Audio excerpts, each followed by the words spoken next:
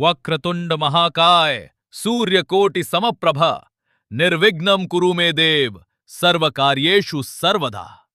आज जर तुम्ही मुंबईच्या प्रभादेवी भागात उभे राहिलात तर तुम्ही एका किल्ल्याच्या सावलीत उभे आहात.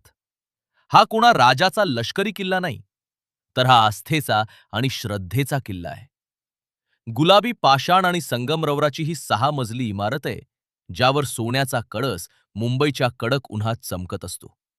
याच्या आत हजारो लोक, चित्रपटसृष्टीतील बड्या कलाकारांपासून ते रोजंदारीवर काम करणाऱ्या मजुरापर्यंत, खांद्याला खांदा लावून उभे असतात.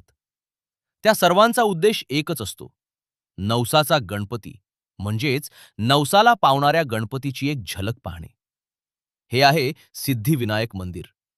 पण सोन्याचा मुलामा आणि लांब रांगा लागण्यापूर्वी हे विटांनी बांधलेले एक छोटेसे मंदिर होते, जे एका आशेवर आणि एका तुटलेल्या हृदयावर उभे राहिले होते. सिद्धिविनायक समजून घेण्यासाठी आपल्याला 200 वर्षाहून अधिक काळ मागे जावे लागेल. वर्ष आहे 1801. मुंबई तेव्हा आजच्यासारखे गगनचुंबी महानगर नव्हते. ती 7 बेटांचा समूह होती, जिथे अजूनही झाडी आणि मातीचे रस्ते होते. या शांत परिसरात देवबाई पाटील नावाची एक महिला राहत होती. त्या एक श्रीमंत आगरी महिला होत्या आणि समाजात त्यांना खूप मान होता. पण त्यांच्या आयुष्यात एक मोठी पोकळी होती. देवबाईंना मूलबाळ नव्हते. 19व्या शतकात हे केवळ वैयक्तिक दुःख नव्हते, तर एक सामाजिक टोमणेही सहन करावे लागत होते. एक दिवस देवबाईंची भेट लक्ष्मण विठू नावाच्या एका कंत्राटदाराशी झाली. विठू एक बांधकाम व्यावसायिक होते. देवबाईंनी त्यांच्यासमोर एक प्रस्ताव ठेवला. त्यांनी सांगितले की त्या मंदिराच्या उभारणीसाठी पैसे देतील, स्वतःसाठी नाही, तर एका वेगळ्याच उद्देशासाठी. त्यांनी विठूला सांगितले, मला मूल नाही, पण आपण एक असे मंदिर बांधूया जिथे इतर निपुत्रिक स्त्रिया येऊ शकतील, प्रार्थना करू शकतील आणि त्यांना संतान सुख प्राप्त होईल.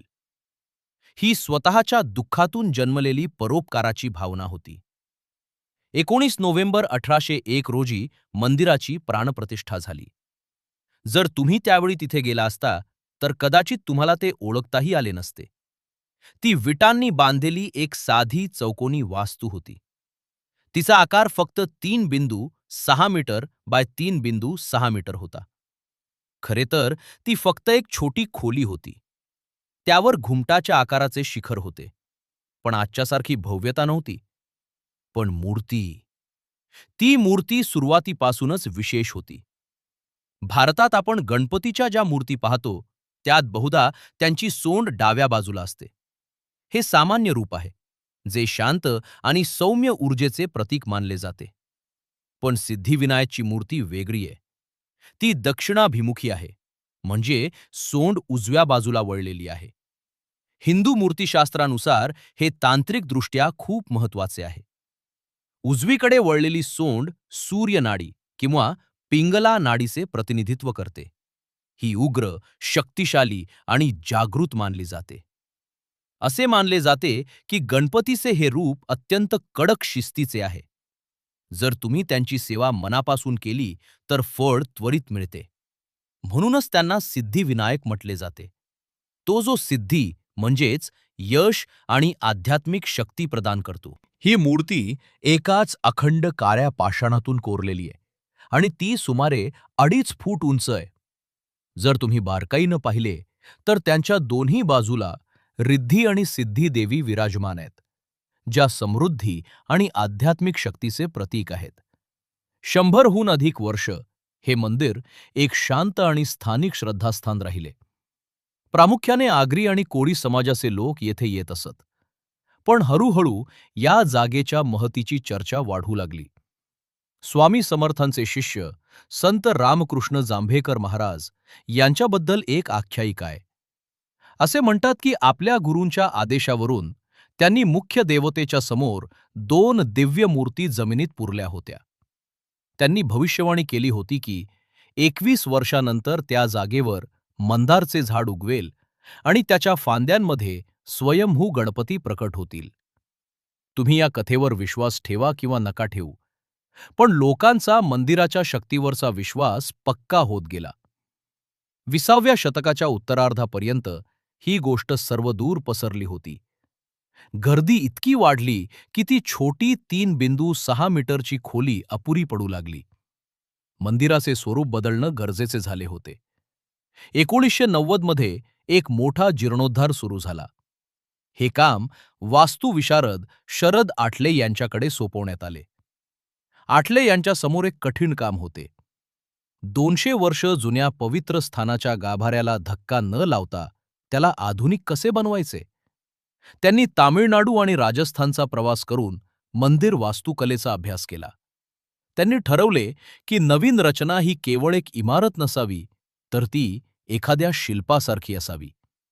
त्यांनी एक अद्वितीय बहुकोनीय 6 मजली रचना तयार केली. मुख्य मूर्तीच्या वरची जागा, ज्याला गाभारा म्हणतात, ती पूर्णपणे मोकळी राहील आणि थेट आकाशाकडे असेल याची काळजी घेण्यात आली, जेणेकरून ऊर्जेचा प्रवाह अखंड राहील. जुन्या विटांच्या शिखराच्या जागी सोन्याचा मुलामा असलेला तो भव्य कळस बसवण्यात आला, जो आज आपण पाहतो. या नूतनीकरणाला 3 वर्ष लागली आणि त्यावेळी सुमारे 3 कोटी रुपये खर्च आला. आज सिद्धिविनायक मंदिर हे भारतातील सर्वात श्रीमंत मंदिर न्यासांपैकी एक आहे. पण जर तुम्ही सोन्याचा मुलामा, विशेष दर्शन रांगा आणि सुरक्षा तपासण्या बाजूला केल्यात, तर तुम्हाला तो मूळ उद्देश सापडेल. तुम्हाला देवबाई पाटील यांची आठवण येईल. एक अशी स्त्री जिला स्वतःला जे हवे होते ते मिळू शकले नाही, म्हणून तिने अशा एका देवाचे घर बांधले जो इतरांना ते सुख देऊ शकेल. त्यामुळे पुढच्या वेळी जेव्हा तुम्ही शेंदूर चर्चित आणि उजव्या बाजूला वळलेली सोंड असलेल्या त्या मूर्तीकडे बघाल, तेव्हा लक्षात ठेवा, हे केवळ समृद्धीचे प्रतीक नाही, तर हे करुणेचे स्मारक आहे.